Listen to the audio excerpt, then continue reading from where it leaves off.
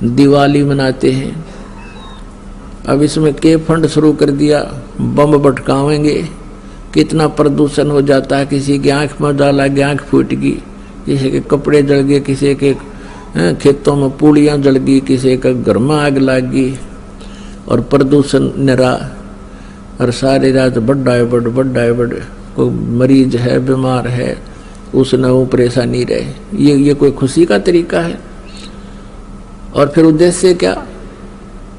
बोला इस दिन भगवान श्री राम सीता ने लेकर आया था, दिवाली वाले दिन वापस आया था, और वह गई भी तो थी काटी उसने 2 साल पाछे। फिर वो क्यों ना मनाया जिस दिन वह माँ दुखी रही, सारी उम्र तंग पाई।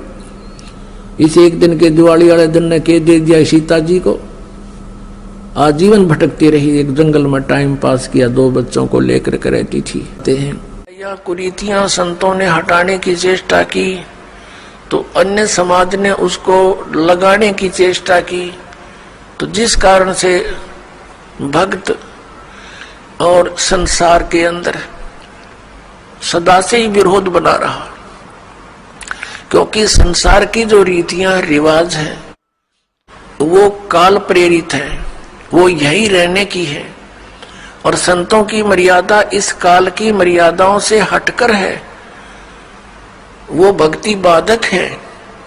इसलिए अन्य समाज के लोग कहते हैं देखो इन्होंने तो माता धोकनी भी छोड़ दी, इन्होंने तो बाबा श्याम जी भी नहीं पूज रहे हैं, ये तो ऐसे भी नहीं कर रहे हैं, ये तो दिवाली भी नहीं मना रहे हैं, ये कैसे हो गए हैं, इन तो बैठा दिया।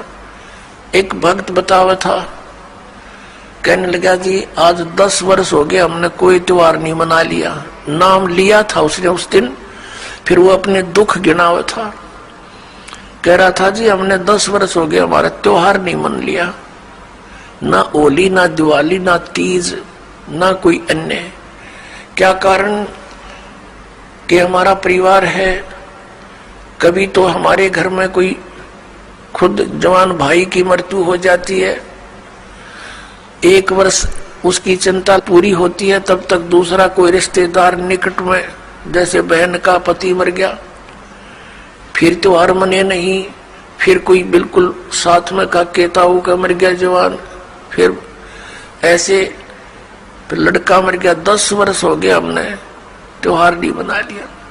तो फिर इन त्योहारों को किस लिए मनाते हैं? या तो फिर भी मनाओ अगर इतने कंपलसरी है तो। ये कहने का भाव ये है यहाँ कुछ मनाने की जरूरत ना है, या तो भगवान के गुण गान की आवश्यकता है, और उस समय कोई याद रखे, ये जाने का समय याद रखे।